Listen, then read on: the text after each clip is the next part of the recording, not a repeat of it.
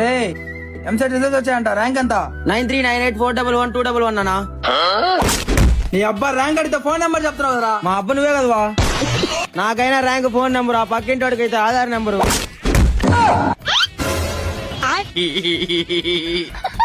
మామ ఎంసెట్ కూడా ఫెయిల్ అయిపోయావు, నెక్స్ట్ ఏం చేయాలో అర్థమే కావట్లేదురా. మా ఎంసెట్ పాస్ అయితే లోకల్ కాలేజీలే, ఫెయిల్ అయితే ఇంటర్నేషనల్ కాలేజీలు. ఆ కాలేజీలో తెల్లమ్మాయిలు ఉంటుందా? బాబు కాలేజీలో అడ్మిషన్స్ ఓపెన్ అయ్యి తీసుకుంటారా? మీ కాలేజీలో పడితే ఆ కాలేజీలో జారం. సర్లే మన కాలేజీలో స్పెషలా? మన కాలేజీలోనా? మన కాలేజీలో 100% ప్లేస్మెంట్స్, బెస్ట్ టీచర్స్ ఉన్నారు.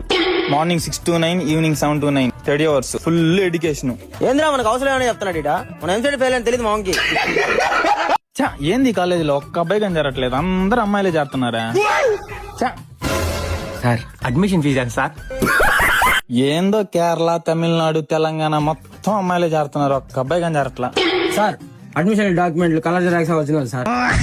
అలానే మంది కో ఎడ్యుకేషన్, అబ్బాయిలు అమ్మాయిలు ఒకటే బెంచ్ లో కూర్చోవచ్చు. సార్ అడ్మిషన్ ఫీజు ఫోన్ పేనా క్యాషా సార్?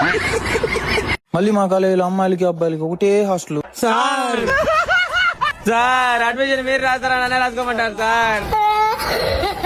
సరే బాబు మీ నాన్నలతో మాట్లాడండి, అడ్మిషన్ చేశారు. ఆయనకేం తెలుసు సార్, పెళ్లి అయిపోయినానికి మా బాధలా. మనకు చదువులు వద్దు, కేరళ కుట్టే.